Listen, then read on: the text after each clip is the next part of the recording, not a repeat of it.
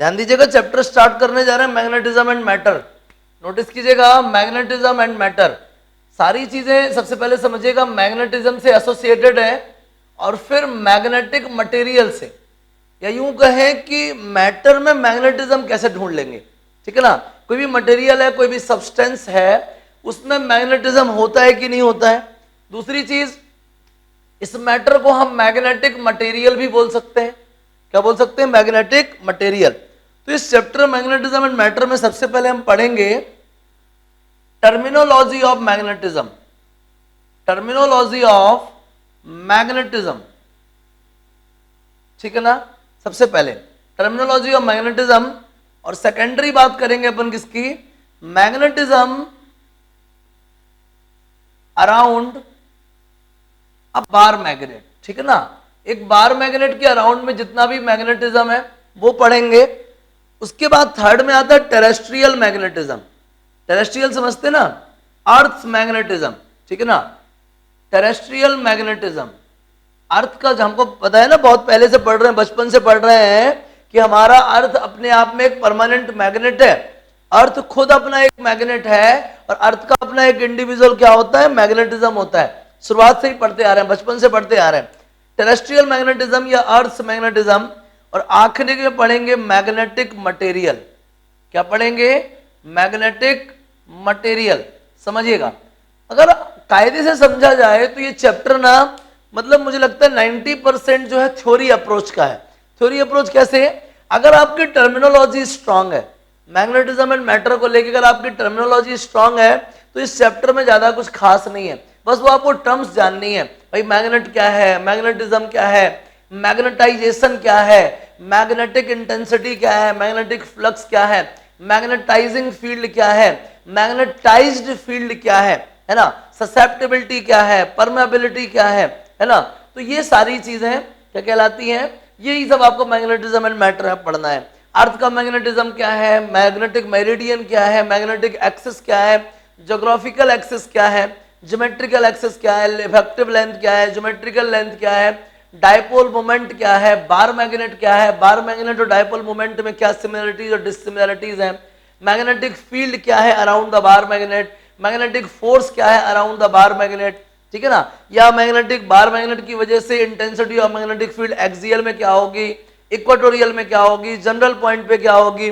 अर्थ के मैग्नेटिज्म के कौन कौन से पैरामीटर है, एंगल ऑफ डिप है, angle of inclination, angle of declination, ठीक है ना। उस डिक्लिनेशन इंक्लिनेशन के बेसिस पे कौन कौन से डिवाइसेस हैं, टेंजेंट क्या बोलते हैं, गैल्वेनोमीटर है, वाइब्रेशन मैग्नेटोमीटर है ना। तो ये सारी डिवाइसेस, ये चीजें भी अपन इसी चैप्टर में डिस्कस करने वाले हैं। और आखिरी में आता magnetic material.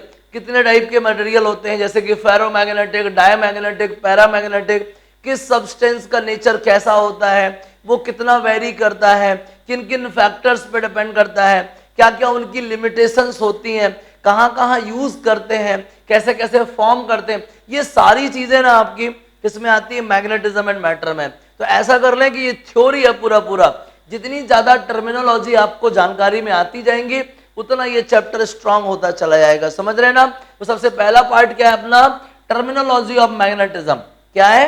Terminology of magnetism. और सेकेंडरी है मैग्नेटिज्म अराउंड अ बार मैग्नेट, और थर्ड है टेरेस्ट्रियल मैग्नेटिज्म, और फोर्थ क्या है? Magnetic material. तो मैं पढ़ाने जा रहा हूं आपको टर्मिनोलॉजी ऑफ मैग्नेटिज्म। तो मैं ना एक टर्मिनोलॉजी का ब्लॉग बनाऊंगा, वो भी आपको नोट करना है, ठीक है ना। जब तक आपके पास टर्मिनोलॉजी का ब्लॉग रहेगा ना तो आपको हर एक वर्ड आप याद कर लेंगे। तो जो मैंने पढ़ाया है, तो जैसे ही वो वर्ड आपके सामने आएगा फटाक से मेरे शब्दों में आपको डेफिनेशन दिमाग में आ जाएगी। जब मेरे वर्ड्स में आपको डेफिनेशन दिमाग में आएगी आप उसको अपने वर्ड्स में एक्सप्रेस कर सकते हो। समझ रहे हैं ना। जैसे कि मान लीजिए मैंने शक्कर खाई, तो शक्कर खाने के बाद ऐसा तो है नहीं कि शक्कर की वजह से कुछ नए वर्ड्स निकले, नहीं, मैंने फील करा, शक्कर को फील किया, अच्छा मीठा है, उसकी स्वीटनेस मैंने एक्सपीरियंस करी, तो मैं उसको कैसे भी बोल सकता हूँ। बुंदेलखंडी में बोल सकता हूँ, बघेलखंड भाषा में बोल सकता हूँ, आपकी छत्तीसगढ़ी में बोल सकता हूँ, राजस्थानी में बोल सकता हूँ, उड़िया में बोल सकता हूँ, मलयालम, कन्नड़, है ना। मैं किसी भी लैंग्वेज में एक्सप्रेस कर सकता हूँ कि मुझे इसका टेस्ट जो है मीठा लगा। अब ऐसा नहीं कि शक्कर खाने में कोई अलग लैंग्वेज निकलती होगी, है ना। तो कोई भी चीज जब हमको क्लियर हो जाती है, हम उसको प्रॉपरली एक्सपीरियंस कर लेते हैं, तो एक्सप्रेस हम अपने तरीके से अपनी सुविधा अनुसार कर सकते हैं। तो वही चीजें हैं कि मैं एक ब्लॉग बना रहा हूं सामने, जिसमें सारी टर्म्स नोट करनी है आपको। उन्हीं टर्म्स को मैं आगे जाके एक्सप्लेन करता हूं, तो ताकि वो जब ब्लॉक रहेगा आपके दिमाग में ना, तो जब भी वो टर्म आपके सामने आएगी तो फटाक से आप क्या उसको डिफाइन कर पाएंगे, ठीक है ना। जैसे पहला टाइप क्या आपके पास, टर्मिनोलॉजी ऑफ मैग्नेटिज्म। सबसे पहले जानना जरूरी है टर्मिनोलॉजी ऑफ क्या, मैग्नेटिज्म, ठीक है ना। चलिए देखिएगा, समझिए, सबसे पहले तो ये दिमाग में रखिए, सबसे पहले वर्ड आएगा क्या, मैग्नेट। क्या आएगा, मैग्नेट, ठीक है ना, या magnetism in material, magnetism in क्या, मटेरियल, सबसे पहले, ठीक है ना। फिर आप सेकंड में ले लीजिए क्या, मैग्नेट। थर्ड में ले लीजिए आप बार मैग्नेट, समझ रहे हैं बात को, बार मैग्नेट, क्लियर। बार मैग्नेट के बाद आप ले लीजिए क्या, dipole moment of magnet, dipole moment या मैग्नेटिक मोमेंट, डायपोल मोमेंट ले लीजिए। डायपोल मोमेंट के बाद आप बार मैग्नेट हो गया, मैग्नेट हो गया, मैग्नेटिज्म इन मटेरियल हो गया, डायपोल मोमेंट हो गया, और डायपोल मोमेंट के बाद फिर क्या आएगा आपका, मैग्नेटाइजेशन ले लीजिए, मैग्नेटाइजेशन, मैग्नेटिक फ्लक्स ले लीजिए, फ्लक्स डेंसिटी ले लीजिए, मैग्नेटाइजिंग स्ट्रेंथ ले लीजिए,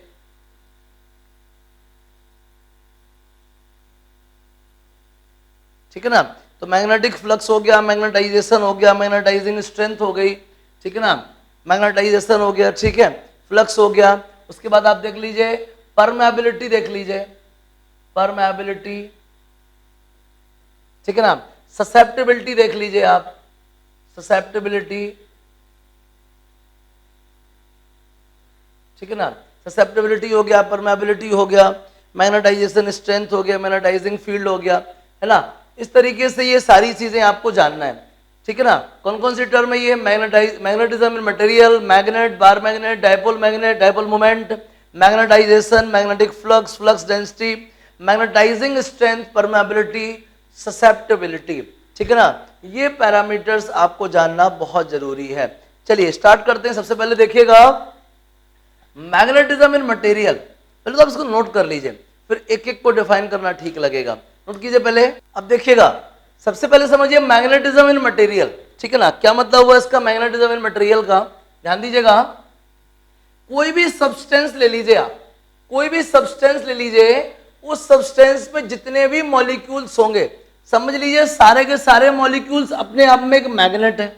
मैग्नेट का मतलब क्या होता है, हमारे पास कोई एक ऐसा स्पीसीज है, ऐसा कोई मटेरियल है जिसके दो एंड्स पे दो अलग अलग नेचर का पोल स्ट्रेंथ है, दो अलग अलग नेचर का एक स्ट्रेंथ है, एक कैरेक्टरिस्टिक है, जिसकी वजह से वो किसी दूसरे उसी टाइप के मटेरियल को अट्रैक्ट या रेपेल करता है। इनको अपन जनरली मैग्नेट बोल सकते हैं। क्या बोल सकते हैं, मैग्नेट। तो कहा जाए मैग्नेटिज्म की बात करें अगर अपन, तो जितने भी सब्सटेंस हमारी नॉलेज में है, हर सब्सटेंस के जो मॉलिक्यूल्स हैं अपने आप में एक मैग्नेट है।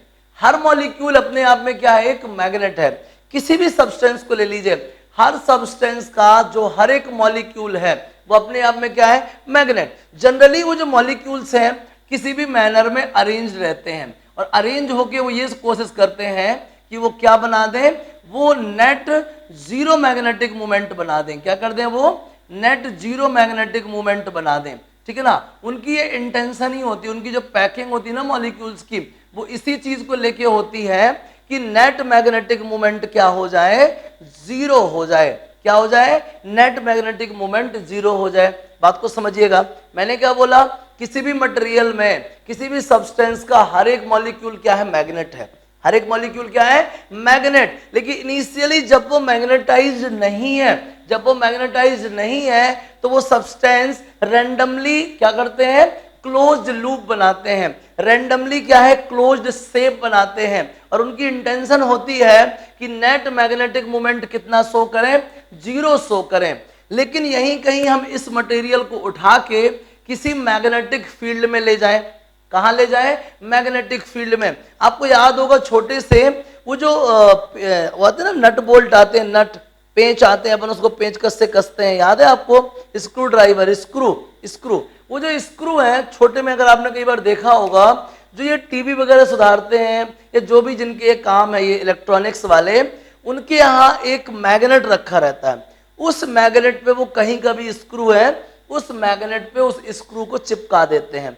कोई स्क्रू अगर गलती से बहुत टाइम तक उस मैग्नेट में चिपका रहे और बाद में हम उस स्क्रू को उठाएं और दूसरे किसी मैग्नेटिक मटेरियल के पास लेके जाएं, तो डेफिनेटली वो जो स्क्रू है उस दूसरे मैग्नेटिक मटेरियल को अट्रैक्ट कर लेगा।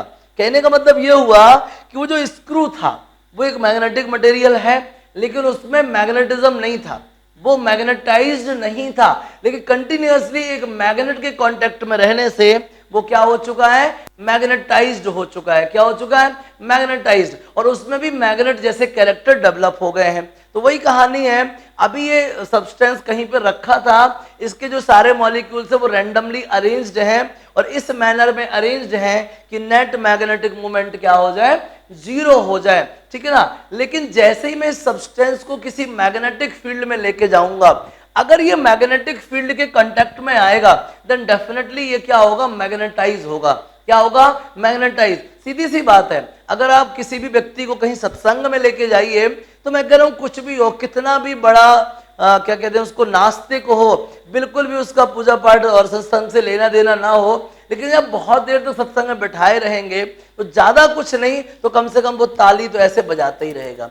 कुछ नहीं तो गलती से ही सही उसके दिमाग में एक बार तो आएगा जब घर पे वो कुछ ना कुछ एक आध वर्ड उस सत्संग का बोलेगा। तो ये पक्की सी बात है, हम जैसी संगत करते हैं वैसी रंगत आती है, समझिएगा। तो इस मटेरियल को अगर ये ऐसे ही स्पेस में है तो ये इस टाइप से अरेंज रहेगा जिससे नेट मैग्नेटिक मोमेंट जीरो है। लेकिन इसी को अगर हम किसी मैग्नेटिक फील्ड में रख दें, देन डेफिनेटली वो मैग्नेटिक फील्ड इस मटेरियल को मैग्नेटाइज कर देगा। क्या कर देगा, मैग्नेटाइज कर देगा। और जिस टाइम पे ये मटेरियल मैग्नेटाइज हो जाएगा, उस टाइम पे इसके जो मॉलिक्यूल्स हैं वो किसी पर्टिकुलर डायरेक्शन में अलाइन हो जाएंगे। समझ लीजिए, ये नए मॉलिक्यूल्स हैं जो किसी पर्टिकुलर डायरेक्शन में अलाइंड हो चुके हैं। ये अनमैग्नेटाइज्ड थे और ये क्या है, मैग्नेटाइज्ड है। कैसे हैं ये बताइए, मैग्नेटाइज्ड मॉलिक्यूल्स हैं, मैग्नेटाइज्ड मॉलिक्यूल्स, और ये क्या है, अनमैग्नेटाइज्ड है। बात समझिएगा। और इनका जो मैग्नेटिक मोमेंट है वो जीरो था और इनका जो मैग्नेटिक मोमेंट है वो कुछ ना कुछ होगा, मतलब एक नॉन जीरो वैल्यू होगा। ये कहलाता मैग्नेटिज्म इन मटेरियल। समझ में आया, क्या समझे? संसार के हर सब्सटेंस का हर एक मॉलिक्यूल अपने आप में एक मैग्नेट है। जरूरत है तो सिर्फ उसको मैग्नेटाइज करने की। अगर वो स्पेस में रहेगा तो वो ऑब्वियसली उसके जो मॉलिक्यूल्स एक दूसरे से किसी न किसी मैनर में, रैंडम मैनर में पैक रहेंगे ताकि नेट मैग्नेटिक मोमेंट क्या रहे, जीरो। लेकिन अगर हम इस मटेरियल को किसी मैग्नेटिक फील्ड में लेके जाते हैं, देन डेफिनेटली वो मैग्नेटिक फील्ड इसको क्या कर देगा, मैग्नेटाइज कर देगा। और ड्यू टू द मैग्नेटाइजेशन इसके जो मॉलिक्यूल्स हैं वो रीअलाइंड हो जाएंगे या किसी पर्टिकुलर डायरेक्शन में वापस से अलाइंड हो जाएंगे एक डेफिनेट मैनर में, और वो नॉन जीरो मैग्नेटिक मोमेंट क्या करेंगे, शो करेंगे। ये कहलाता है मैग्नेटिज्म। मटेरियल में इस टाइप का मैग्नेटिज्म देखने को मिलता है। मतलब एक चीज से बहुत सारे वर्ड्स आपके सामने आ गए, वो सारे वर्ड्स हम आपको डिस्कस करने वाले हैं। समझ में आ गई ये चीज? चलिए आगे देखिए, इसको नोट कर लीजिएगा। इसके बाद मैंने आपको बताया था बार मैग्नेट। क्या बताया था? Bar magnet. ये बार मैग्नेट क्या होता है? बार मैग्नेट एक मटेरियल है, ठीक है भाई, मटेरियल है। उस मटेरियल के दो एंड्स हैं, ठीक है भाई, एंड्स मान लिए। दोनों एंड्स पे अपोजिट नेचर का पोल स्ट्रेंथ होता है। पोल स्ट्रेंथ थोड़ा रुक के बताएंगे। पोल्स होते हैं, अपोजिट नेचर के पोल्स होते हैं। जैसे ये नॉर्थ पोल है और ये साउथ पोल है। हालांकि इसका डिटर्मिनेशन दूसरे रीजन से हुआ है कि ये नॉर्थ और ये साउथ है। ऐसा समझ लीजिए कि एक मटेरियल है हमारे पास, एक रेक्टेंगुलर ब्लॉक है जिसके दो अपोजिट एंड्स पे कुछ पर्टिकुलर स्ट्रेंथ होती है, जिसकी वजह से ये अपने आसपास के मैग्नेटिक मटेरियल्स को अट्रैक्ट करते हैं या इन्फ्लुएंस्ड करते हैं या रिपेल करते हैं, कुछ भी करते हैं, ठीक है ना। तो क्या है bar magnet? Bar magnet is a substance, rectangular substance having two opposite nature या टू अपोजिट स्ट्रेंथ्स, ठीक है ना, that can influence the like materials around it, ठीक है ना। एक ऐसा रेक्टेंगुलर ब्लॉक जो अपने चारों तरफ अपने जैसे मटेरियल्स को या तो अट्रैक्ट या रेपेल करता है, उसे अपन क्या बोलते हैं, बार मैग्नेट बोलते हैं। और बार मैग्नेट में तो सीधा सीधा अपोजिट एंड्स पे दो अपोजिट पोल्स होते हैं। हालांकि जरूरी नहीं है कि एकदम बिल्कुल किनारे पे रहें, कोई जरूरी नहीं है, ठीक है ना। बार मैग्नेट क्या है, दो इक्वल और अपोजिट पोल्स का एक कॉम्बिनेशन है, जहां पे हम सोचते हैं कि उनके एंड्स पे कोई पोल्स हैं। जनरली जरूरी नहीं है कि एकदम किनारे पे ही हो, ठीक है। मान लीजिए इस मैग्नेट की लेंथ कितनी है, L, इसको बोलते हैं ज्योमेट्रिकल लेंथ। क्या बोलते हैं, ज्योमेट्रिकल लेंथ, 2L ले लो, ठीक है ना। और पोल्स के बीच की कुछ लेंथ होती है, इसको बोलते हैं इफेक्टिव लेंथ। क्या बोलते हैं, इफेक्टिव लेंथ। आया समझ में। तो बार मैग्नेट क्या है, बार मैग्नेट एक रेक्टेंगुलर ब्लॉक है जिसके एंड्स पे कुछ स्ट्रेंथ होती है, मैग्नेटिक स्ट्रेंथ होती है, वो इक्वल अमाउंट की होती है बट अपोजिट नेचर की होती है, इक्वल अमाउंट की होती है बट अपोजिट नेचर की। इसको अपन क्या बोलते हैं, बार मैग्नेट बोलते हैं। क्या बोलते हैं, बार मैग्नेट। इसके बाद आते हैं प्रॉपर्टीज ऑफ बार मैग्नेट में, ठीक है ना।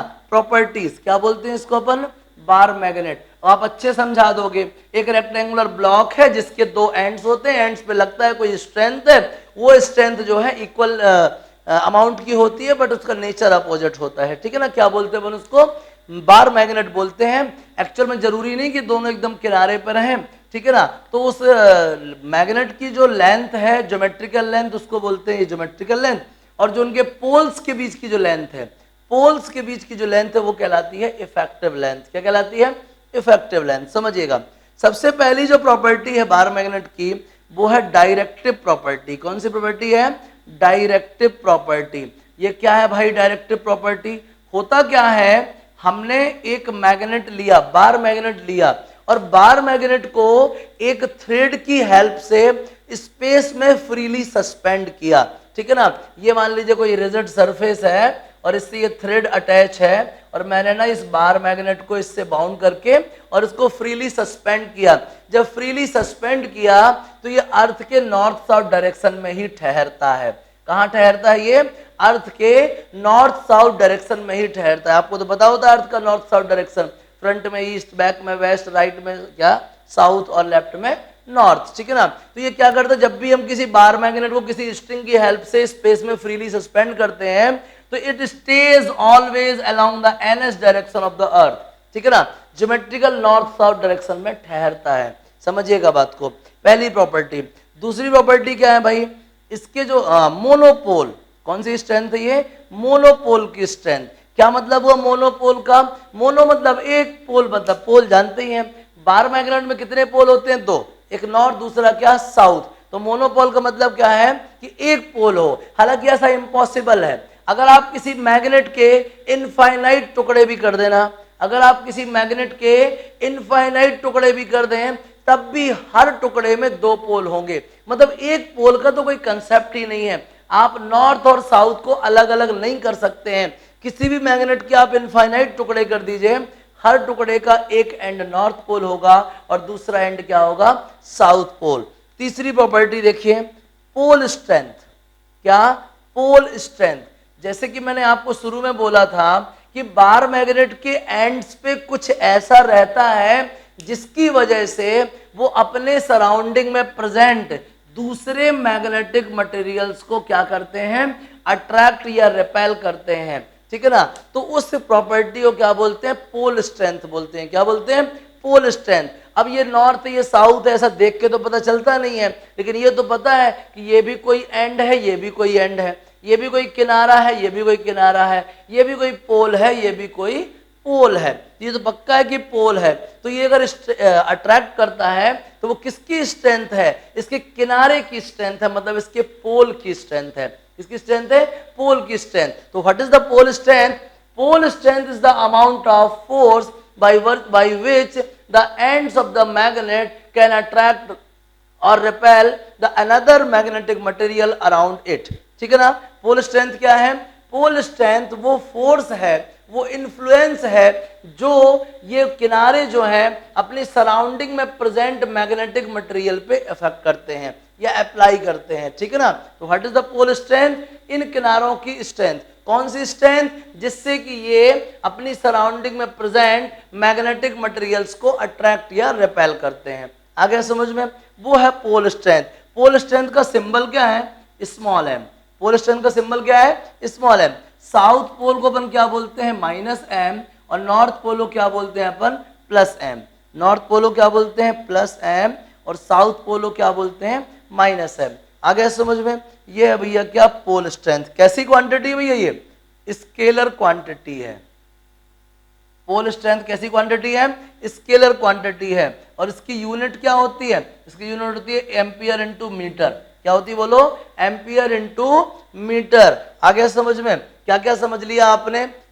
सबसे पहले बार मैग्नेट जान लिया, आपके सामने है। पहली प्रॉपर्टी क्या? Directive property. बार मैग्नेट को फ्रीली सस्पेंड करो, कहां रुकेगा? नॉर्थ साउथ डायरेक्शन में। मोनोपोल, मोनोपोल पॉसिबल ही नहीं है। मैग्नेट के कितने भी टुकड़े कर लो, हर टुकड़ा अपने आप में एक कंप्लीट मैग्नेट होगा। उसमें नॉर्थ पोल भी होगा और साउथ पोल भी होगा। आगे समझिए। तीसरा क्या? Pole strength. वो जो एंड्स है ना मैग्नेट के, वो किसी दूसरे मैग्नेटिक मटेरियल को जिस ताकत से अट्रैक्ट या रिपेल करते हैं, that is the pole strength. Pole strength का सिंबल क्या होता है? Small m. कैसी क्वांटिटी है? ये स्केलर क्वांटिटी है। नॉर्थ पोलो क्या बोलते हैं? प्लस एम, और साउथ पोलो क्या बोलते हैं? Minus M. यूनिट क्या होती है इसकी? Ampere into metre. साथ ही साथ पोल स्ट्रेंथ किस बात पर डिपेंड करता है? सबसे पहले पोल स्ट्रेंथ डिपेंड करता है मटेरियल के नेचर पे। किस पर डिपेंड करता है? मैग्नेट के नेचर पे। मैग्नेट का नेचर कैसा है, उसके हिसाब से पोल स्ट्रेंथ डिस्क्राइब होती है। और दूसरा डिपेंड करता है एरिया ऑफ क्रॉस सेक्शन पे। पहला किस पे? नेचर पे, और दूसरा किस पे? एरिया ऑफ क्रॉस सेक्शन पे। आया समझ में? क्लियर हुआ? तो इस तरीके से आपको पोल स्ट्रेंथ मालूम चल गई। ठीक है, प्रॉपर्टीज क्लियर हो गई पूरी बार मैग्नेट की। तो पोल स्ट्रेंथ किस किस बात पर डिपेंड करता है? पहले तो नेचर ऑफ मटेरियल पे, और दूसरा क्या? एरिया ऑफ क्रॉस सेक्शन पे। आ गया समझ में? क्लियर हो गया बराबर से? ये थी कहानी बार मैग्नेट की। नोट कर ली जल्दी से इसको। समझ आ गया ना सब कुछ बराबर से? चलिए, जो भी समझ में ना आए आगे पूछिएगा। मैंने कहा ना, सिवाय टर्मिनोलॉजी के इस चैप्टर में कुछ खास नहीं है, तो घबराना बिल्कुल भी नहीं है। हर चीज को ध्यान से सुनना और समझना है। आगे देखिएगा। फिर आता मैग्नेटिक मोमेंट। क्या आता है? Magnetic moment. इसको मैग्नेटिक मोमेंट बोलते हैं, डाइपोल मोमेंट नहीं बोलते। क्यों नहीं बोलते भाई डाइपोल मोमेंट? क्योंकि मोनोपोल होते ही नहीं है। अगर मैग्नेट है तो सिर्फ डाइपोल ही होगा। अगर मैग्नेट है तो सिर्फ क्या होगा? डाइपोल। ये नॉर्थ पोल, ये साउथ पोल, ये क्या हो गए? इक्वल और अपोजिट पोल, सेपरेटेड बाय क्या? 2L। तो क्या कहलाएगा? Magnetic moment. What is the magnetic moment? It is the product of pole strength and the length of the dipole, या length of the bar magnet. What is the magnetic moment? Magnetic moment is the strength of magnet. What is the magnetic moment? Magnetic moment is the strength of magnet, can be expressed by the product of the pole strength of either pole and length of the bar magnet, या length of the dipole. कैसी quantity है ये? Vector quantity है। कैसी quantity है बोलो? Vector quantity. आपको याद होगा इलेक्ट्रोस्टेट्स में मैंने आपको बताया था डाइपोल मोमेंट, वो क्या था? Electric dipole moment. ये क्या है? Magnetic moment, magnetic dipole moment. ठीक है, मैग्नेटिक डाइपोल मोमेंट भी वेक्टर क्वांटिटी है, और इलेक्ट्रिक डाइपोल मोमेंट भी क्या है? वेक्टर क्वांटिटी है। तो याद करो, इलेक्ट्रिक डाइपोल मोमेंट की डायरेक्शन कहां होती थी? Negative to positive along the dipole. तो यहां भी क्या होगी? Negative to positive along the dipole. इधर बताओ कौन नेगेटिव है कौन पॉजिटिव है? इसको बोलते हैं माइनस एम, इसको बोलते हैं प्लस एम। ये हो गया नेगेटिव टू पॉजिटिव। ठीक है ना? तो वेक्टर क्वांटिटी है, और डायरेक्शन कहां होगी बताइए? S2N along the dipole, along the magnet। समझ गए ना? ये हो गया भैया मैग्नेटिक मोमेंट। इसकी यूनिट क्या होती है? यूनिट क्या यूनिट है बताइए जल्दी से? यूनिट है, इसकी होती है एम्पियर इंटू मीटर, और इसकी भी मीटर। तो क्या आएगा? Ampere into metre square. Dimension क्या होगी? डायमेंशन जल्दी बताओ यार, डायमेंशन क्या होगी? L²A। आ गया समझ में? क्या प्रॉब्लम है जल्दी बताओ? What is the magnetic moment? It is the strength of the magnet. ठीक है ना? Can be expressed by the product of pole strength and the length of the bar magnet. Multiply कर लिया। कैसी क्वांटिटी है? Vector quantity. डायरेक्शन कहां होती है? S2N। ठीक है, यूनिट हो गई, डायमेंशन हो गई। आ गया समझ में? ये क्या है? मैग्नेटिक मोमेंट है। क्या है? Magnetic moment. क्लियर हो गया? चलिए नेक्स्ट हम देखिए मैग्नेटिक फ्लक्स, समझिएगा। इसके अलावा एक और चीज है यार, अगर हम किसी मैग्नेट के कुछ टुकड़े करें, ठीक है ना, समझिएगा, अच्छी चीज है ये भी, किसी मैग्नेट के कुछ टुकड़े करें, मैग्नेट को कट करें तो क्या होता है, समझिएगा। ये मेरे पास एक मैग्नेट है, ठीक है ना, यूनिफॉर्म थिकनेस का मैग्नेट है, इसकी ये लेंथ है और इसकी ये क्या है, विड्थ है, और इस मैग्नेट का मास क्या है, W। मास क्या है, W। अरे बोले सर आपने ये नया टर्म बना दिया, एक्चुअल में है क्या, पोल स्ट्रेंथ और मैग्नेटिक मोमेंट दोनों को स्मॉल m और कैपिटल M से डिनोट करते हैं। तो मास के लिए क्या बचा, कुछ नहीं बचा, तो W थोड़ा बहुत चलता है, वेट मास ऐसे, तो इसलिए W से डिनोट करते हैं, ठीक है। इसको लिख दूं मैं मास, कहीं आप कंफ्यूज ना जाओ। ये मास है भैया, मास ऑफ मैग्नेट, ये लेंथ इसकी ये भी विड्थ है, और ये मैग्नेट जैसे ही क्या होगा, ये मैग्नेट के अगर अपन टुकड़े करें, क्या करें, टुकड़े करें, कितने टुकड़े कर दें बताइए, n टुकड़े कर दें, कितने टुकड़े कर दें, n, तो क्या होगा, बात को समझिएगा। अगर मैं इस मैग्नेट के n टुकड़े कर दूं तो क्या होगा, तो मैं आपको सीधे सीधे बता देता हूं कि जो हर एक टुकड़े की लेंथ है, length of every piece, length of each piece of magnet, piece of magnet, तो क्या होगा बताइए जल्दी से, L डैश बराबर पहले वाली length upon square root of n, जब अपन n टुकड़े करते हैं, ठीक है ना। विड्थ क्या होगी बताइए, विड्थ क्या होगी ईच पीस की, B डैश बराबर B upon square root of n, और मास क्या होगा, mass W dash is equal to W upon n, और मैग्नेटिक मोमेंट क्या होगा बताइए, मैग्नेटिक मोमेंट, मैग्नेटिक मोमेंट समझिएगा ध्यान से, मैग्नेटिक मोमेंट m डैश क्या होगा, नया वाला पोल इंटू नई वाली लेंथ, नया वाला पोल इंटू नई वाली लेंथ। अगर पहले पोल m था तो नया वाला पोल क्या होगा, m अपॉन रूट n, नई वाली लेंथ क्या है, l अपॉन रूट n, तो क्या आएगा ml अपॉन n। ml क्या था, पहले वाला मैग्नेटिक मोमेंट अपॉन n, ये आ गया भैया, समझ में आ गया। मतलब अगर किसी मैग्नेट के n टुकड़े करते हैं तो हर टुकड़े का क्या हाल होगा, इसके लिए ये हो गया, नोट कर लीजिए इसको भैया, छापिए जल्दी से। इस तरीके से आपको ये भी मालूम चल गया n पीस करने में क्या होगा। अब आगे समझो मैग्नेटिक फ्लक्स, मैग्नेटिक फ्लक्स देखिए, हालांकि मैग्नेटिक फ्लक्स तो आपको बहुत पहले से आ रहा है, छोटे से आता है मुझे पता है, बहुत पहले 10th ही पढ़ चुके हैं आप मैग्नेटिक फ्लक्स। इलेक्ट्रिक फ्लक्स है ना, electric flux, what is the magnetic flux, ये मैग्नेटिक फील्ड है, फील्ड लाइंस पास हो रही है, ठीक है ना, फील्ड लाइंस पास हो रही हैं, ठीक है। इधर पे ना मैंने एक सरफेस लगा रखा है, ठीक है ना, इस सरफेस से नॉर्मली जितनी फील्ड लाइंस पास होंगी, नॉर्मली मतलब कि अलोंग द नॉर्मल, नॉर्मली मतलब क्या, अलोंग द नॉर्मल जितनी फील्ड लाइंस पास होंगी उसी को इसका फ्लक्स बोलते हैं। What is the magnetic flux, magnetic flux is the number of magnetic field lines crosses the given surface perpendicularly, that is known as the flux of that surface। समझ में आया, कोई भी सरफेस, कोई भी सरफेस, कोई पर्टिकुलर सरफेस अगर किसी मैग्नेटिक फील्ड में प्रेजेंट है तो जो मैग्नेटिक फील्ड की लाइंस है, ये जो मैग्नेटिक फील्ड लाइंस है वो एक पर्टिकुलर डायरेक्शन से दूसरी डायरेक्शन के लिए जा रही हैं, वहीं पे रास्ते में एक सरफेस रखा हुआ है, ऑब्वियसली वो जो फील्ड लाइंस हैं उस सरफेस को क्रॉस करेंगे। हालांकि क्रॉस करना उसकी परमेबिलिटी पे डिपेंड करता है, लेकिन हो गया करती हैं, परमेबिलिटी थोड़ी देर बाद पढ़ लेंगे। तो अगर किसी मैग्नेटिक फील्ड में हम कोई सरफेस ला के रखते हैं then definitely magnetic field lines उस सरफेस को क्रॉस करती हैं, ठीक है ना। जितनी फील्ड लाइंस क्रॉस करेंगी उन फील्ड लाइंस को हम काउंट कर लेंगे, that is the flux. What is the flux, flux of the surface, flux of the surface is the number of magnetic field lines crosses perpendicular to the surface। किसी surface को जितनी ज्यादा field lines perpendicularly cross करती हैं that is the magnetic flux of that surface। What is the magnetic flux of the surface? Magnetic flux is the number of magnetic field lines crosses the surface perpendicularly, ठीक है ना। और इसका formula क्या होता है, strength of field, area of the cross section and क्या, cos theta, क्योंकि नॉर्मली की बात कर रहे हैं अपन, ठीक है ना। यहाँ तो चलिए पैरेलल ही है, मान लो मैं ये सरफेस बना दिया, ये मैग्नेटिक फील्ड है, ठीक है ना, ये मैग्नेटिक फील्ड है और ये सरफेस कुछ इस टाइप से रखा हुआ है, ये सरफेस का क्या है, नॉर्मल है, और ये फील्ड है, ये थीटा।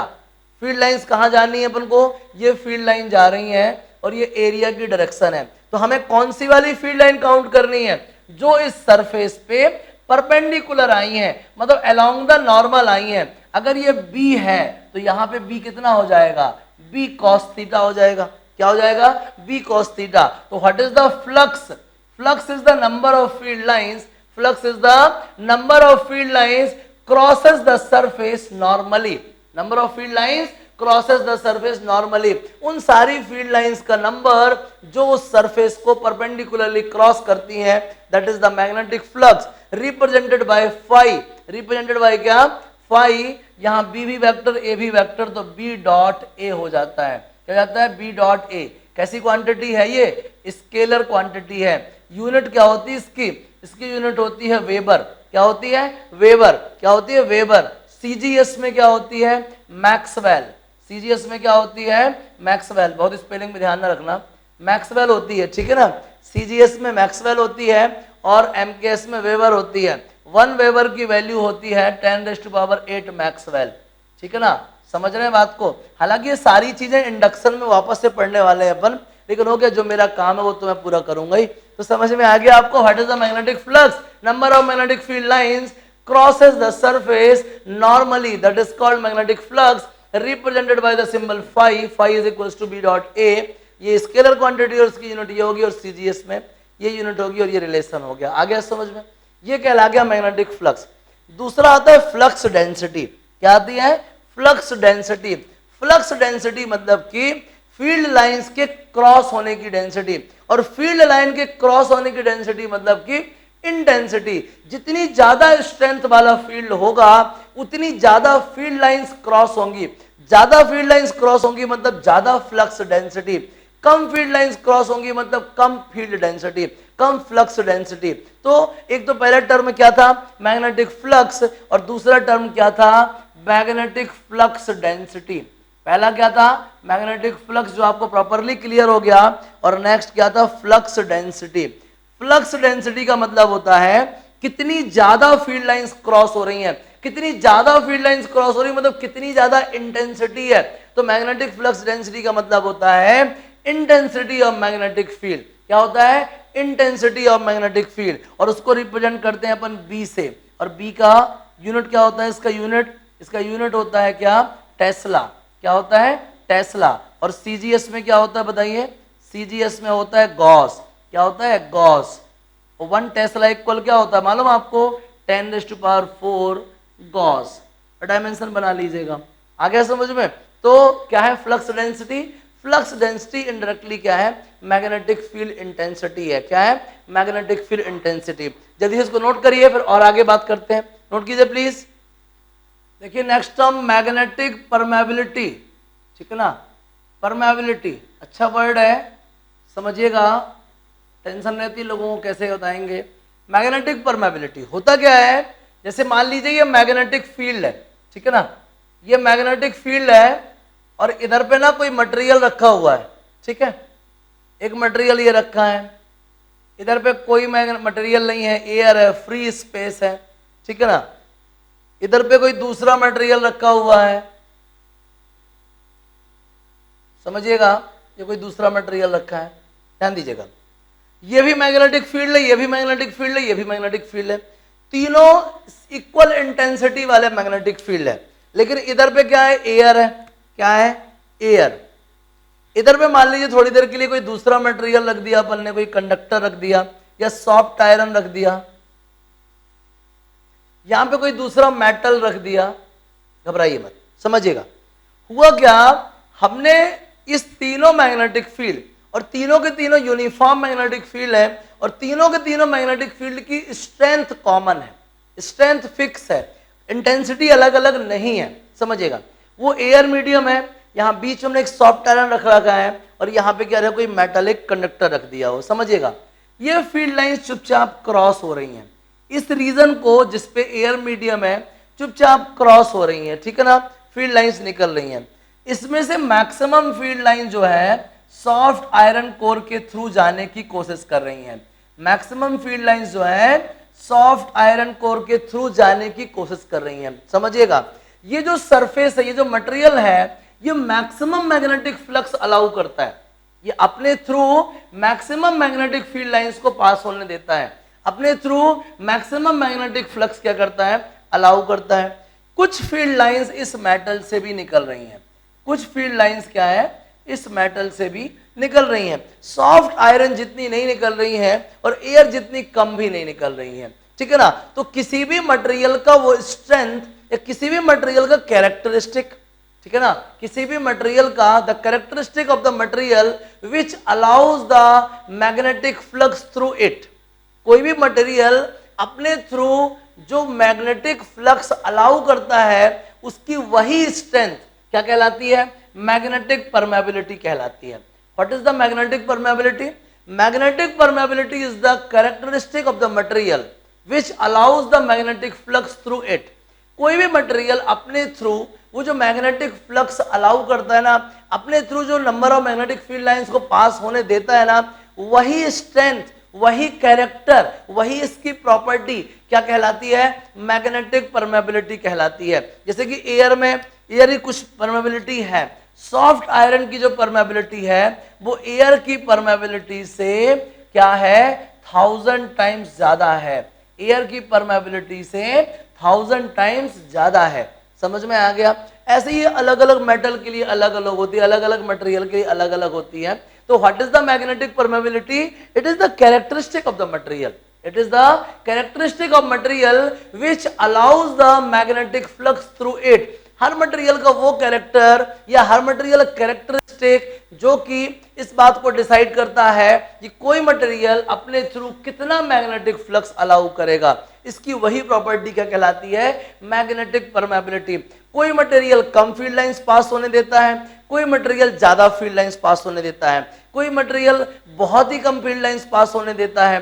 तो हर मटेरियल का अपना एक कैरेक्टरिस्टिक है जिसके लेवल पे हम ये बता सकते हैं कि इसके थ्रू कितनी मैग्नेटिक फील्ड लाइंस पास हो जाएंगी। दैट इज द क्या, मैग्नेटिक परमेबिलिटी। क्यों बता रहे हैं वो थोड़ी देर में आपको समझ में आ जाएगा। क्या कहते हैं इसको, magnetic permeability. What is it? It is the characteristic of the material which allows the magnetic flux through it, ठीक है ना। वो कैरेक्टरिस्टिक जिसके अकॉर्डिंग क्या होता है, वो अपने थ्रू मैग्नेटिक फ्लक्स को अलाउ करता है, दैट इज मैग्नेटिक परमेबिलिटी। समझ आ गया? चलिए नेक्स्ट बात करते हैं, बढ़िया समझ में आएगा, क्लियर है ये चीज। अब मैग्नेटिक परमेबिलिटी में अपन दो चीजें जानते हैं, एक तो permeability of free space and permeability of the medium, या उसी को अपन बोलते हैं रिलेटिव परमेबिलिटी। क्या बोलते हैं, रिलेटिव परमेबिलिटी। समझिएगा, परमेबिलिटी ऑफ फ्री स्पेस, जो एयर की परमेबिलिटी है that is the permeability of free space, और इसकी वैल्यू होती है 4 पाई इंटू 10⁻⁻ क्या 7, 4 पाई इंटू क्या 10⁻⁻7। आगे समझिएगा, ये म्यू नॉट हो जाएगा आपका। आगे ध्यान दीजिए, इसके बाद क्या आता है, और यूनिट लगाना तो यूनिट लगा दीजिए टेस्ला, ठीक है, मीटर स्क्वायर या Tesla upon ampere, Tesla upon क्या एम्पियर स्क्वायर, ठीक है ना, टेस्ला अपॉन क्या एम्पियर स्क्वायर, ठीक है। ये हो जाएगा क्या, म्यू नॉट की वैल्यू। दूसरा, मान लीजिए हमारे पास मैग्नेटिक फील्ड है, मैग्नेटिक फील्ड की स्ट्रेंथ है किसी मीडियम में है और मैग्नेटिक फील्ड की स्ट्रेंथ किसी एयर में है, तो मैग्नेटिक फील्ड की strength in medium upon in air is called क्या, relative permittivity of that medium. तो what is the relative permeability? Relative permeability is the ratio of strength of magnetic field in medium with reference to the strength in free space या strength in air, ठीक है ना। किसी भी magnetic field की, किसी भी मैग्नेटिक फील्ड की किसी पर्टिकुलर मीडियम में जो स्ट्रेंथ है उसका रेशियो किसके साथ, मैग्नेटिक फील्ड की एयर में स्ट्रेंथ के साथ क्या कहलाता है, रिलेटिव परमेबिलिटी कहलाता है। क्या कहलाता है, रिलेटिव परमेबिलिटी। इसको मैं क्या बोल दूं, म्यू आर बोल दूं, सॉरी, रिलेटिव परमेबिलिटी कहलाती है, ठीक है ना। समझ में आ गया? तो किसी मीडियम की परमेबिलिटी हमेशा क्या होती है, म्यू नॉट इंटू क्या mu r, relative permeability into क्या परमेबिलिटी ऑफ फ्री स्पेस, ठीक है ना। तो दो टाइप की परमेबिलिटी पढ़नी है अपन को, एक परमेबिलिटी ऑफ फ्री स्पेस, दूसरा परमेबिलिटी ऑफ द क्या medium. What is the relative permeability? It is the ratio of the magnetic field strength in medium with reference to the क्या एयर या विथ रेफरेंस टू द क्या free space. समझ में आ गया? ये था भाई मैग्नेटिक परमेबिलिटी। आगे समझिएगा।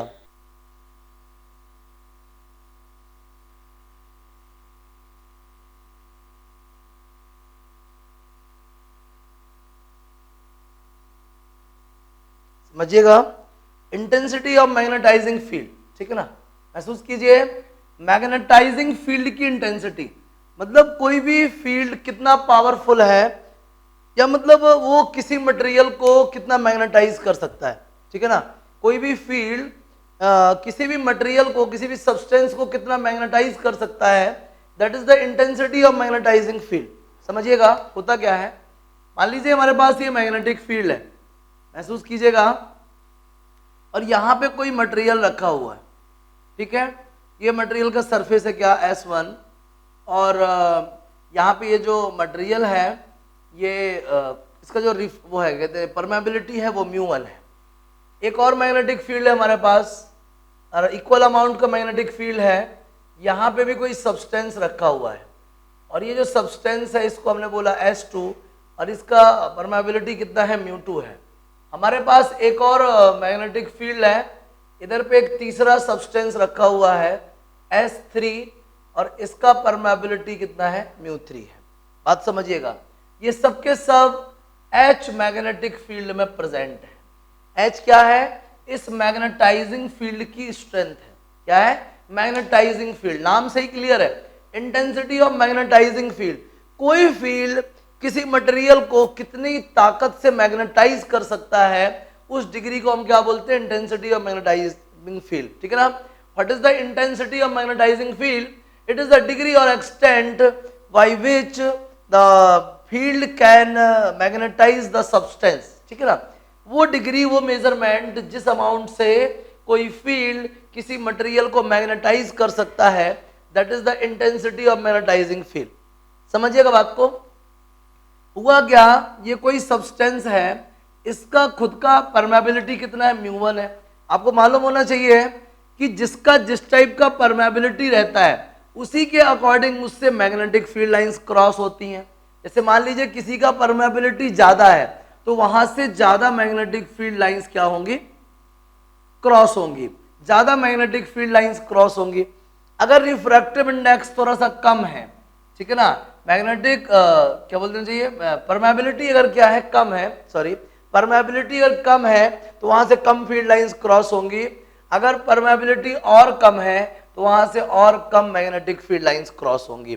आपको थोड़ी देर पहले मैंने बताया ना, मैग्नेटिक परमेबिलिटी, मैग्नेटिक परमेबिलिटी किसी मटेरियल की वो स्ट्रेंथ है जो ये डिसाइड करेगी कि उस मटेरियल के थ्रू कितनी फील्ड लाइंस पास होंगी, मतलब उस मटेरियल के थ्रू का मैग्नेटिक फ्लक्स होगा क्या। समझिएगा बात को। हमारे पास तीन मटेरियल है, पहले का ये क्या बोलते हैं इसको, मैग्नेटिक परमेबिलिटी μ1 है, दूसरे का μ2 है, और तीसरे का क्या है, μ3 है। तीनों के तीनों यूनिफॉर्म मैग्नेटिक फील्ड में प्रेजेंट है, और तीनों के तीनों इक्वल इंटेंसिटी वाले मैग्नेटिक फील्ड में प्रेजेंट है। लेकिन इसका म्यू ज्यादा है, सबसे ज्यादा है इसका म्यू, इसका म्यू थोड़ा सा कम है, और उसका म्यू सबसे कम है। म्यू मतलब मैग्नेटिक परमेबिलिटी। तो जिसकी मैग्नेटिक परमेबिलिटी सबसे ज्यादा है उसके थ्रू सबसे ज्यादा number of magnetic field lines cross होंगी। जिसका परमेबिलिटी थोड़ा कम है उससे कम number of field lines pass होंगे, और जिसका परमेबिलिटी सबसे कम है उससे सबसे कम फील्ड लाइंस क्रॉस होंगी। सोच के देखिए, जितनी ज्यादा फील्ड लाइंस किसी मटेरियल से क्रॉस करेंगी वो उतना ज्यादा उस मटेरियल को मैग्नेटाइज करेंगी। समझ रहे हैं बात को। किसी भी मटेरियल से जितनी ज्यादा फील्ड लाइंस क्रॉस होंगी उतना ही ज्यादा उस मटेरियल को मैग्नेटाइज करेंगी। आप देख पा रहे होंगे, सबसे ज्यादा इसको मैग्नेटाइज करेंगी, सबसे कम फिर ये, वगैरह वगैरह वगैरह। तो what is the intensity of magnetising field, तो intensity of magnetising field is the, क्या बोलेंगे अपन उसको, it is the magnetic field, है ना, it is the magnetic field per unit क्या, मैग्नेटिक परमेबिलिटी। समझिएगा बात को। कोई भी फील्ड किसी मटेरियल को मैग्नेटाइज करता है, ये किस बात पर डिपेंड करता है कि उस मटेरियल की परमेबिलिटी क्या है। तो इंटेंसिटी ऑफ मैग्नेटाइजिंग फील्ड क्या होगा, इट इज द क्या, मैग्नेटिक इंटेंसिटी, किसकी मैग्नेटिक इंटेंसिटी, इस मैग्नेटाइजिंग फील्ड की अपॉन क्या, म्यू। म्यू मतलब क्या, मैग्नेटिक परमेबिलिटी। तो जिस प्रकार से इनका मैग्नेटिक परमेबिलिटी होगा, कोई फील्ड उन मटेरियल्स को उसी के अकॉर्डिंग मैग्नेटाइज कर सकता है।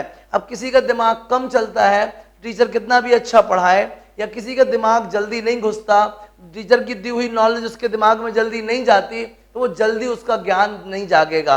लेकिन जिसके में आसानी से चली जाती है उसका ज्ञान जल्दी जाग जाएगा। वही कहानी यहाँ पे है, ये सब मैग्नेटाइजिंग फील्ड्स हैं और इन मटेरियल्स को हम मैग्नेटाइज कर रहे हैं, तो इनकी मैग्नेटिक परमेबिलिटी के बेसिस पे ये क्या होंगे, मैग्नेटाइज होंगे। क्या होंगे, मैग्नेटाइज। तो इंटेंसिटी ऑफ मैग्नेटाइजिंग फील्ड क्या है, मैग्नेटिक फील्ड या magnetic flux density per unit magnetic permeability, ठीक है ना। तो H is equals to B upon mu.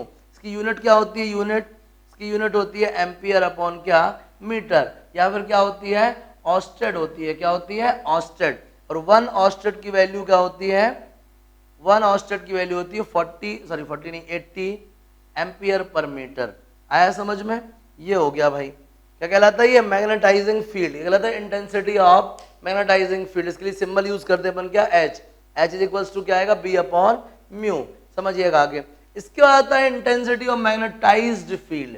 ये क्या बताता है, कोई फील्ड किसी मटेरियल को कितना मैग्नेटाइज कर सकता है, कोई फील्ड किसी मटेरियल को कितना मैग्नेटाइज कर सकता है, that is the intensity of magnetising field, ठीक है ना। लेकिन कोई मटेरियल कितना मैग्नेटाइज होगा, that is the intensity of magnetization, that is the intensity of magnetisation.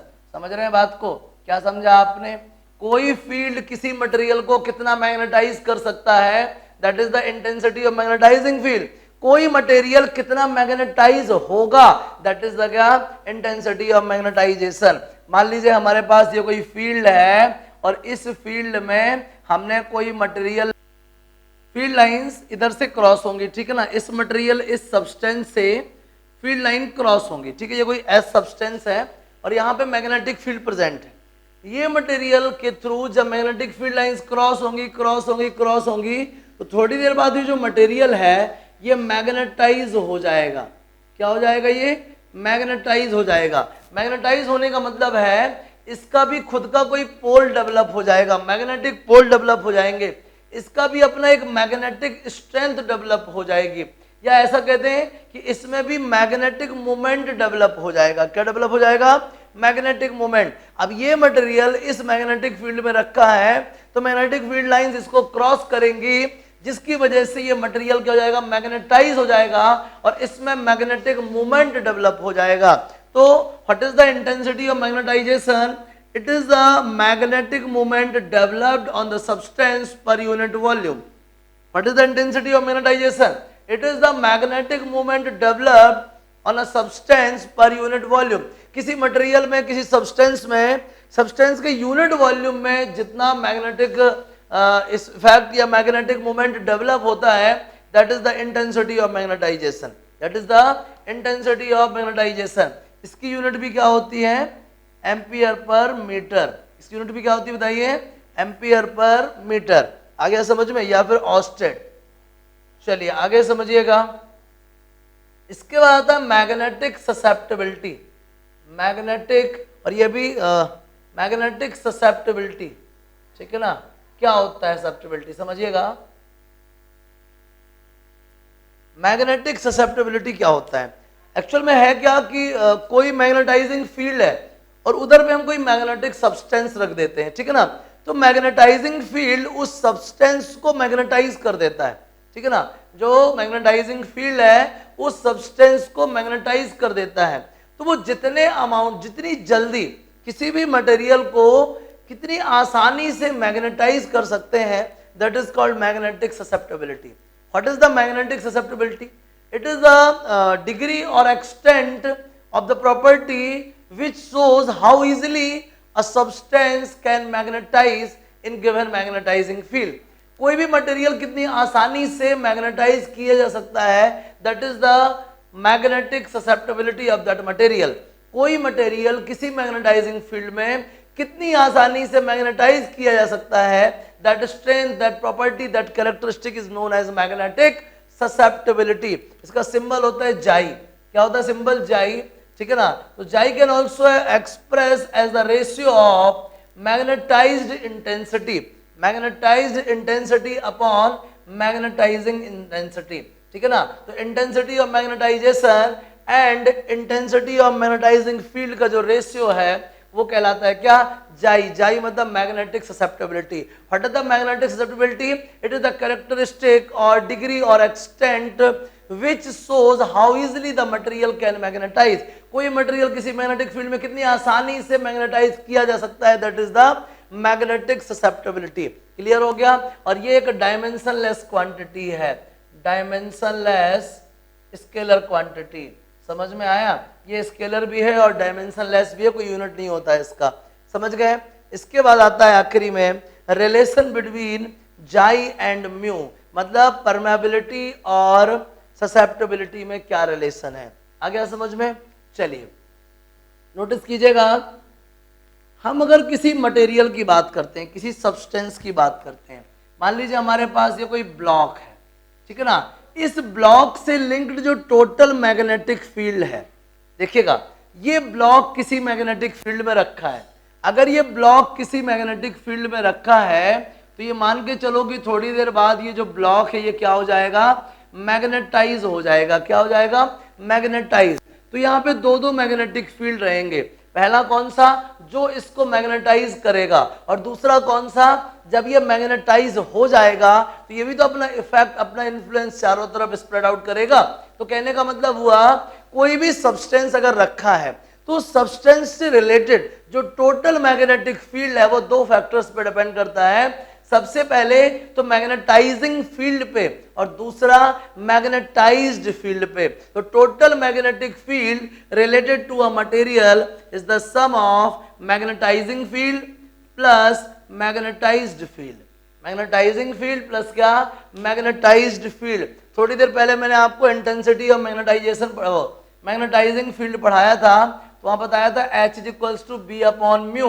Mu क्या है, परमेबिलिटी ऑफ द मीडियम, और म्यू नॉट क्या है, परमेबिलिटी ऑफ द एयर। तो B इज इक्वल्स टू, तो B नॉट क्या आएगा मालूम आपको, H mu naught H plus, थोड़ी देर पहले मैंने पढ़ाया आपको इंटेंसिटी ऑफ मैग्नेटाइजेशन। क्या पढ़ाया है, इंटेंसिटी ऑफ मैग्नेटाइजेशन। तो इंटेंसिटी ऑफ मैग्नेटाइजेशन में I इक्वल क्या आएगा, BM upon mu not. BM upon क्या, म्यू नॉट, एयर मीडियम में।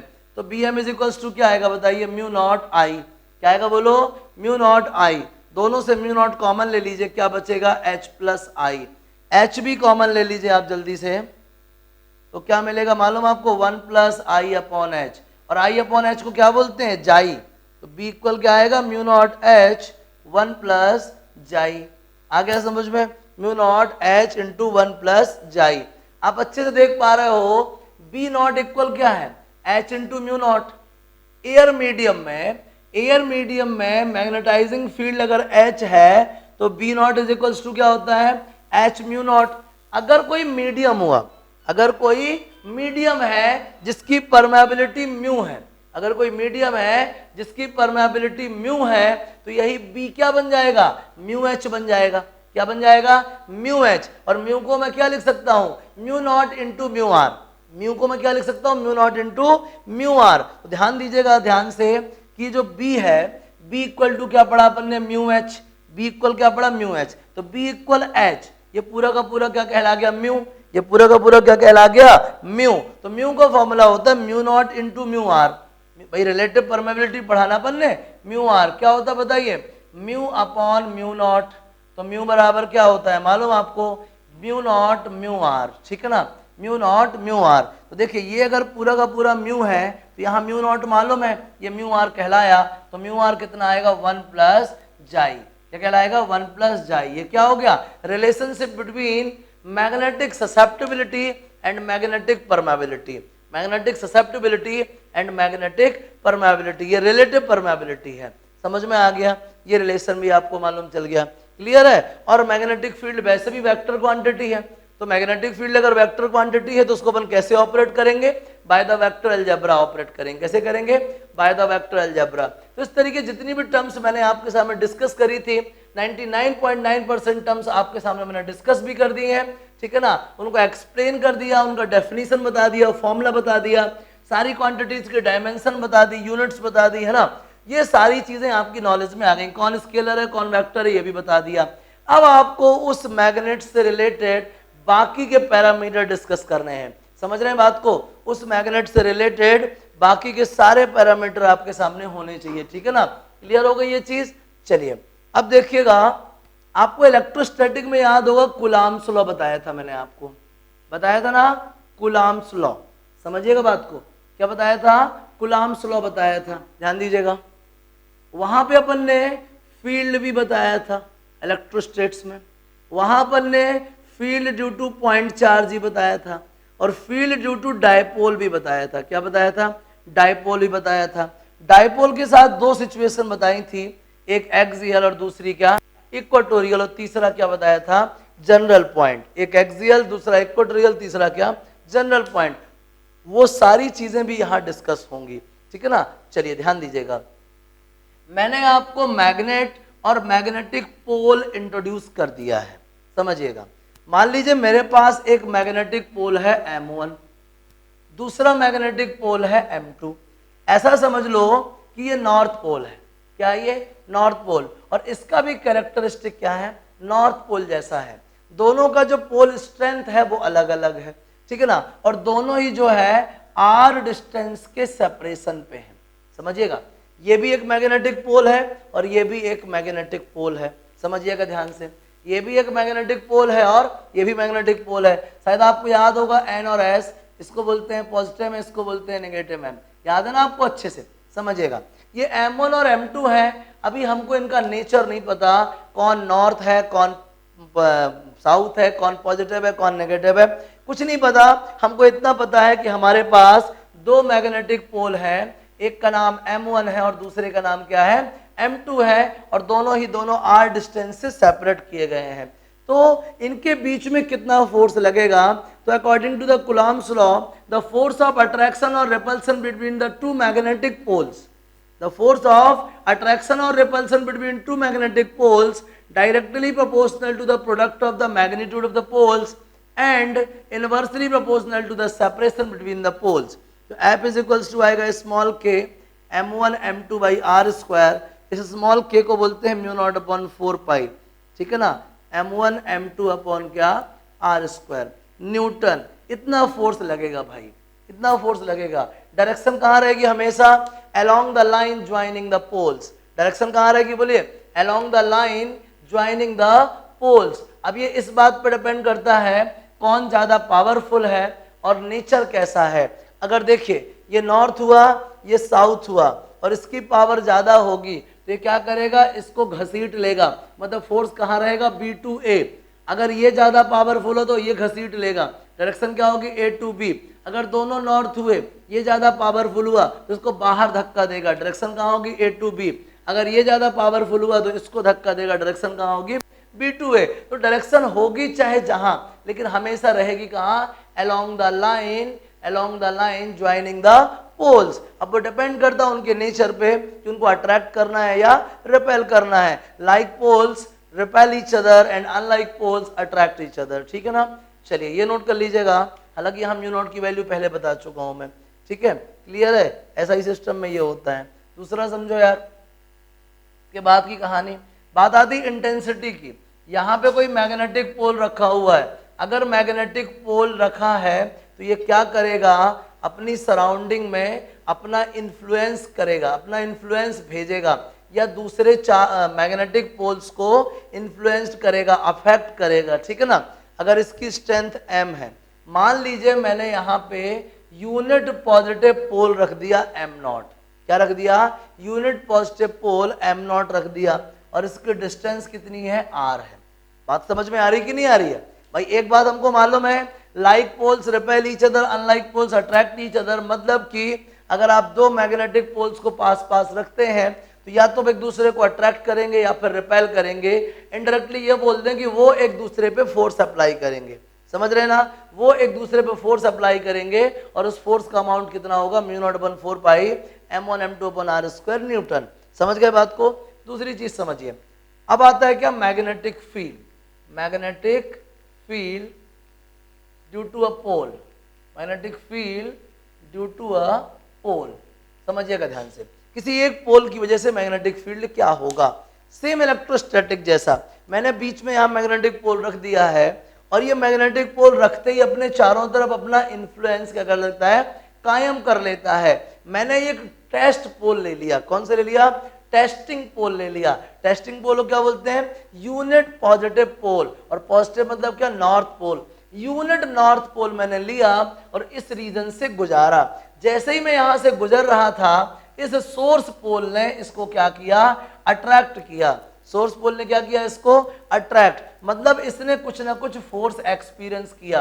कितना फोर्स एक्सपीरियंस किया बताइए, mu naught upon 4 pi M naught upon R square. कितना फोर्स एक्सपीरियंस किया, mu naught upon 4 pi M naught upon R square. तो what is the magnetic field, magnetic field is the force experienced by the unit north pole. What is the magnetic field? Magnetic field of a pole is the force experienced by the unit north pole. Unit north pole या unit positive pole, क्या, unit positive pole क्या कहलाता है, magnetic field. किसी magnetic pole की वजह से जो मैग्नेटिक फील्ड है वो है क्या, वो है फोर्स। कौन सा फोर्स, जो किसी टेस्ट पोल ने एक्सपीरियंस किया, किसकी वजह से, इस पोल की वजह से। तो कितना फोर्स एक्सपीरियंस किया आपके सामने है, mu naught upon 4 pi M naught upon R square, और अपॉन में एम नॉट है, एम नॉट से एम नॉट कट जाएगा, तो बी इक्वल क्या आएगा बोलो, mu naught upon 4 pi M by R square. ठीक है ना, newton per ampere into metre, newton per ampere into metre. Tesla भी बोलते हैं इसको, अपन क्या बोलते हैं, टेस्ला, क्या बोलते हैं बताइए, टेस्ला भी बोलते हैं, बाकी Newton per ampere into metre होगा। क्या है ये, magnetic field due to a pole, magnetic field due to a pole. आ गया समझ में, नोट कर लीजिए जल्दी से। इसी के बाद बताते हैं magnetic field due to the, magnetic field due to a bar magnet. ठीक है ना, समझ में आ गई ये चीज, नोट कर लीजिए। पूरा इलेक्ट्रोस्टेट जैसा है, घबराने की जरूरत नहीं है, बस वहां पे चार्ज हुआ करता था और यहाँ पे क्या है, मैग्नेटिक पोल है, बाकी सारी चीजें हैं वही की वही हैं, देख लीजिएगा। अब मेरे पास कोई बार मैग्नेट है, आपको अच्छे से मालूम है बार मैग्नेट अपने आप में क्या है, एक मैग्नेटिक डायपोल है। ये मेरे पास एक बार मैग्नेट है, ठीक है, ये नॉर्थ पोल है और ये क्या है, साउथ पोल है। ठीक है ना, ये इसका मिडल है, दोनों के बीच का डिस्टेंस क्या है, 2a है। क्या है, 2a, बात समझना।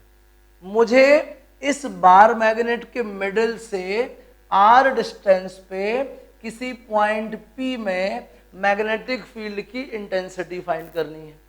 क्या फाइंड करना है, to determine the intensity of magnetic field due to the bar magnet at distance r from its middle.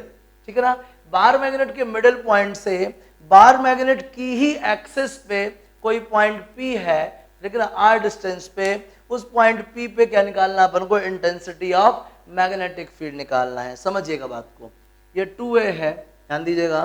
अगर मैं बात करूं B1 की, तो what is the B1, B1 is the intensity of magnetic field due to the north pole at point P, due to the north pole at point P। तो formula क्या आएगा बताइए, mu naught upon 4 pi m, इसका pole strength m ले लो, upon distance square. तो distance क्या आएगी मालूम आपको, AP स्क्वायर, और डायरेक्शन कहाँ होगी, ये पॉजिटिव है वो भी पॉजिटिव है। मान लीजिए यहाँ पे कोई टेस्ट पोल रख दिया, क्या रख दिया, टेस्ट पोल। तो टेस्ट पोल मतलब क्या, यूनिट नॉर्थ पोल, टेस्ट पोल मतलब क्या, यूनिट नॉर्थ पोल। तो ये क्या करेगा, यूनिट नॉर्थ पोल को रिपेल करेगा, A से P की direction. And intensity of magnetic field due to the pole placed at point B is B2, vector लगा देते हैं। तो V2 क्या होगा मालूम आपको, mu naught upon 4 pi pole strength, क्योंकि दोनों की पोल स्ट्रेंथ अपन ने स्मॉल m कंसीडर की हुई है, अपॉन डिस्टेंस क्या आएगी, B से P का डिस्टेंस कितना आएगा, BP स्क्वायर। कितना आएगा बोलिए, BP स्क्वायर। डायरेक्शन क्या होगी, जैसे कि ये पॉजिटिव है और ये भी पॉजिटिव है, ये पॉजिटिव पॉजिटिव को रिपेल कर रहे थे, ये ज्यादा पावरफुल है, A से P की तरफ भेज रहा था, ये नेगेटिव है ये पॉजिटिव है, नेगेटिव पॉजिटिव को अट्रैक्ट करेगा, ये ज्यादा पावरफुल है तो अपनी तरफ खींचेगा, तो डायरेक्शन कहाँ होगी, P2B। समझ में आ गया, आगे समझिए। अब ये जो दोनों वेक्टर क्वांटिटी है एक ही लाइन पे है, समझना। B1 किस तरफ है, A से P की तरफ, इस तरफ, और B2 किस तरफ है, P से B की तरफ, मतलब इस तरफ। समझना ध्यान से, जब दो वेक्टर्स एक ही स्ट्रेट लाइन में अपोजिट डायरेक्शन में होते हैं तो क्या बोलते हैं हम उनको, अपोजिट वेक्टर बोलते हैं। और अपोजिट वेक्टर का रिजल्टेंट क्या होता है, मॉडुलस ऑफ पहला माइनस मॉडुलस ऑफ दूसरा। अपोजिट वेक्टर का रिजल्टेंट क्या होता है, modulus of difference of their magnitudes, difference of their magnitudes. समझिएगा, mu naught m upon 4 pi दोनों में कॉमन है, modulus of 1 upon AP square plus minus 1 upon BP square. बात को समझिएगा, होगा क्या, B is equals to mu naught m upon 4 pi. यहां पे AP का वैल्यू मालूम है आपको कितना है, A से P, यहां तक R है, यहां तक A है, तो क्या आएगा R plus A whole square minus 1 upon R minus A whole square. तो B equal mu naught m upon 4 pi, LCM आएगा R square minus A square का होल स्क्वायर, इधर जाएगा R minus A whole square, इधर जाएगा R plus A whole square, तो A minus B whole square minus A plus B whole square. बात को समझिएगा, इधर से क्या आएगा R square minus A square का होल स्क्वायर, और ऊपर से आएगा माइनस का 4AR, और जब मॉडुलस से बाहर निकलेगा तो प्लस का 4AR हो जाएगा। m into 2A into 2R upon 4 pi R square minus A square की पावर 2। अब A जो बार मैग्नेट है ना, उसमें जो इफेक्टिव लेंथ है वो बहुत ही कम होती है, बहुत ही कम है ना। अपन ने डाइपोल में पढ़ाया था आपको, what is the dipole, it is the system of two equal and opposite charges separated by a very small distance. वही कहानी बार मैग्नेट की है, it is the system of two equal and opposite poles separated by a very small distance. तो ये जो A है ना, A is much smaller than क्या R। सबसे पहले ये समझो, m into 2A, m into 2A मालूम क्या होता है, capital M magnetic moment upon 4 पाई।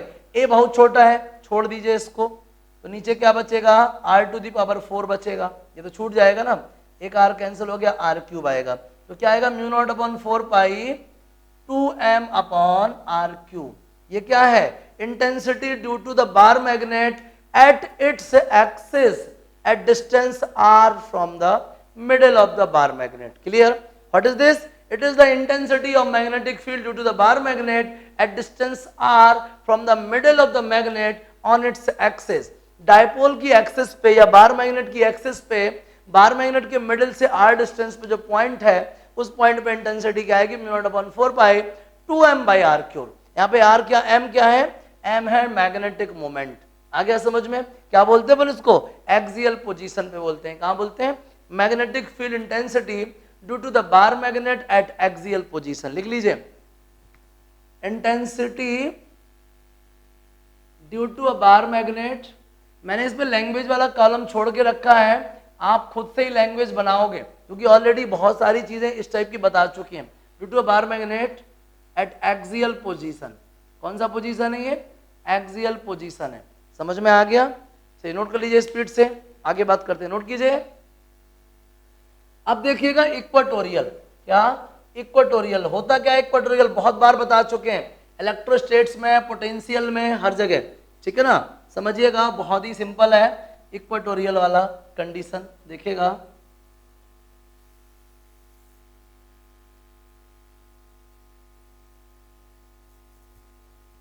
क्या आएगा बोलिएगा, ये बार मैग्नेट रखा हुआ है, ये नॉर्थ पोल मतलब पॉजिटिव, ये साउथ पोल मतलब नेगेटिव, ये परपेंडिकुलर बाइसेक्टर पे कोई पॉइंट P है, जिस पॉइंट पे हमने क्या रख दिया, टेस्टिंग पोल रख दिया, और यहीं पे हमको intensity of magnetic field find करनी है।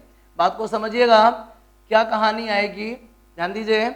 ये डिस्टेंस है A और ये डिस्टेंस है R, ये डिस्टेंस क्या है R, तो ऑब्वियसली ये डिस्टेंस क्या होगी, under root R square plus A square, क्योंकि ये परपेंडिकुलर बाइसेक्टर है, ये भी है A, ये तो R है ही, तो क्या आएगा under root R square plus A square. महसूस कीजिएगा, ये A एंड है और ये B एंड है, समझने का काम है, थोड़ा सा आराम से। नॉर्थ पोल मतलब पॉजिटिव पोल और साउथ पोल मतलब नेगेटिव पोल, समझिएगा। ये पॉजिटिव पोल, ये पॉजिटिव पोल, ये पॉजिटिव पॉजिटिव एक दूसरे को क्या करेंगे, रिपेल करेंगे, और ये कहाँ धक्का दे देंगे, बाहर की तरफ धक्का दे देगा।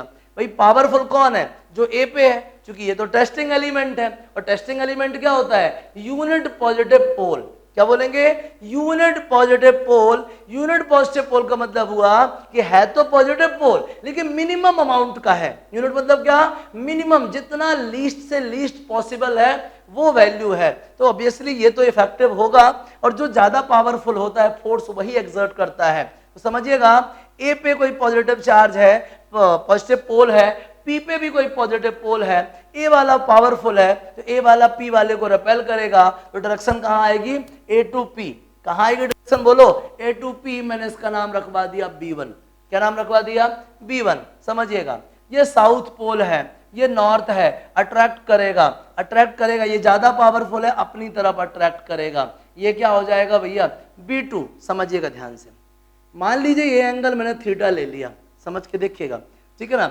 ये लाइन अपन इसके हॉरिजॉन्टल एक लाइन खींच दो, समझ रहे हैं ना, ये दोनों पैरेलल है, ये थीटा है तो करस्पॉन्डिंग एंगल से ये भी क्या हो जाएगा, थीटा हो जाएगा। अब देखिएगा इस ट्राइंगल को एबीपी को, एबीपी कैसा ट्राइंगल है, आइसोसेलेस ट्राइंगल है, एपी और बीपी बराबर है, तो ये एंगल भी क्या होगा, थीटा। अगर ये एंगल थीटा तो अल्टरनेट से ये एंगल क्या, थीटा। आप क्या देख रहे हो, B1 इधर जा रहा, B2 इधर जा रहा, B1 B2 कितना एंगल है, बोलो, थीटा और थीटा 2 थीटा। इतना भी थीटा है, ये इतना भी थीटा है, तो B1 और B2 के बीच में कितना एंगल है, बोलिए 2 थीटा एंगल है। कितना एंगल है बताइए, 2 थीटा एंगल है। बात समझिएगा, तो हमको पता है B1 intensity due to the magnetic pole, क्या होता formula, mu naught upon 4 pi pole strength upon distance square. Pole strength, इसकी पोल स्ट्रेंथ स्मॉल m ले लो, इसकी भी स्मॉल m, तो हालांकि ये पॉजिटिव होगी और ये नेगेटिव होगी, समझिएगा बात को। तो m अपॉन का डिस्टेंस स्क्वायर, डिस्टेंस मतलब क्या, AP, AP का स्क्वायर मतलब इसका स्क्वायर, क्या मिलेगा, r square plus a square. Direction कहाँ होगी, ये भी पॉजिटिव यही पॉजिटिव, रिपेल करेगा अलोंग AP, समझ गए ना। दूसरा B2 देख लो, B2 क्या आएगा, mu naught upon 4 pi m upon BP square, BP square कितना आएगा, r square plus a square. अब देखना ये नेगेटिव है ये पॉजिटिव है, क्या करेगा, अट्रैक्ट। डायरेक्शन कहाँ होगी, PB में, कहाँ होगी, P से B की तरफ, कहाँ होगी, P से B की तरफ। समझिएगा, नेट B नेट का मैग्नीट्यूड क्या होता है, अंडर रूट ऑफ B1 का स्क्वायर प्लस B2 का square 2 times of B1 B2 cos of the angle. क्या होता फॉर्मूला, बोलिए, अंडर रूट ऑफ पहले का स्क्वायर प्लस दूसरे का स्क्वायर प्लस 2 टाइम्स ऑफ पहला दूसरा कोसाइन ऑफ द एंगल। जल्दी से वैल्यू पुट कर देते हैं, P net under root of B1 बोलो कितना है, mu naught upon 4 pi m upon r square plus a square. ठीक है भाई, इसका भी स्क्वायर करना है अपन को, लो यार स्क्वायर कर दिया।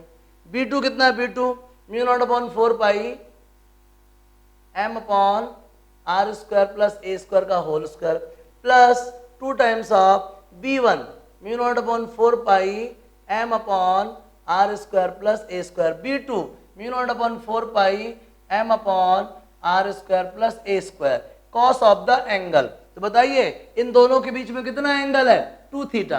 दोनों के बीच में कितना एंगल है, बोलिए 2 थीटा। तो आप ध्यान से देखिए, इसका स्क्वायर यहाँ भी 2 बार इंटू होगा तो स्क्वायर ही ना लग जाएगा, तो ये स्क्वायर कॉमन आ रहा है, तो बाहर आएगा तो स्क्वायर का स्क्वायर कैंसिल हो जाएगा क्योंकि रूट से बाहर निकाल रहे हैं, ठीक है ना। ये स्क्वायर कैंसिल हो जाएगा, अंदर आओ, ये पूरा निकल चुका है 1 बचेगा, पूरा निकल चुका है 1 बचेगा, 2 आएगा cos 2 थीटा आएगा, क्योंकि ये तो पूरा निकल चुका है।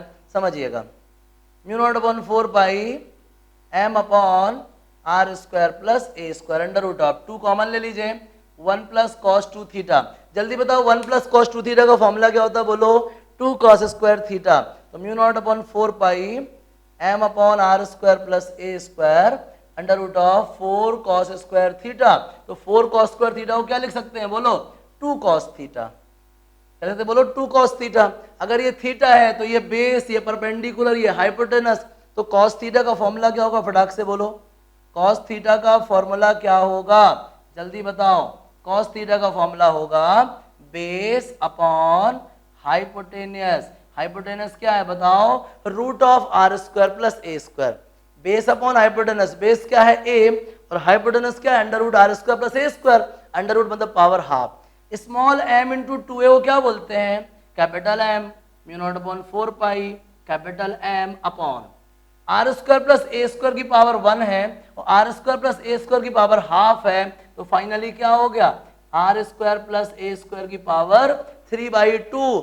बहुत पहले से बता रहा हूं, ए बहुत छोटा है, ए बहुत छोटा है, तो ए को नेग्लेक्ट कर दो, ए को नेग्लेक्ट कर दोगे, मैं साइड में लिख देता हूं, तो क्या मिलेगा आपको मालूम है, म्यू नॉट अपॉन 4 पाई मान लिया, कैपिटल एम मान लिया, ए को छोड़ दो, क्या बचेगा आर स्क्वायर, आर स्क्वायर की पावर 3/2 लगाओगे, 2 से 2 कट जाएगा, क्या बचेगा आर क्यूब बचेगा। ये लो यार, ये क्या आ गई, intensity of magnetic field due to the bar magnet at equatorial position. कहां पे आ गई है, इक्वेटोरियल में। तो वो जो पिछला वाला था वो एक्सियल में था और ये कहां पे है, इक्वेटोरियल में। हालांकि मैं पहले बता दूं आपको, जब दो वेक्टर्स एक दूसरे पे थीटा एंगल से इंक्लाइंड होते हैं, तो उन वेक्टर्स का जो रिजल्टेंट का मैग्नीट्यूड है उसका फॉर्मूला क्या था, अंडर रूट ऑफ पहले का स्क्वायर प्लस दूसरे का स्क्वायर प्लस 2 टाइम्स ऑफ पहला दूसरा कॉस ऑफ द एंगल। वही कहानी यहाँ पे है, पहला b1 है दूसरा b2 है और दोनों के बीच में कितना एंगल है 2 थीटा, तो फॉर्मूला क्या आएगा, under root of b1 square plus b2 square plus 2 times of b1 b2 cos of angle. Angle कितना है बताइए 2 थीटा, वैल्यू पुट कर ली अपन ने, आंसर आ गया।